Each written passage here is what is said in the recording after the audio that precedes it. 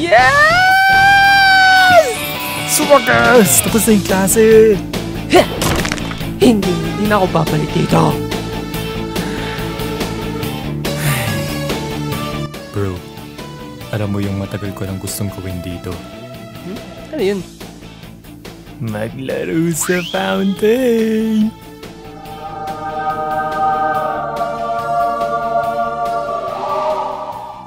Hoy! Sira ulo ka ba? Bakit? Tapos naman na tayo dito sa school na to. Wala na silang control sa atin, bro.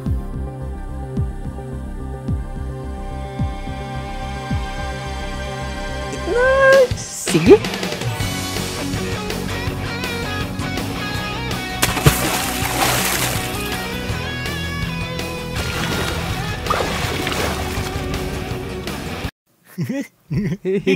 Mukha mo huli.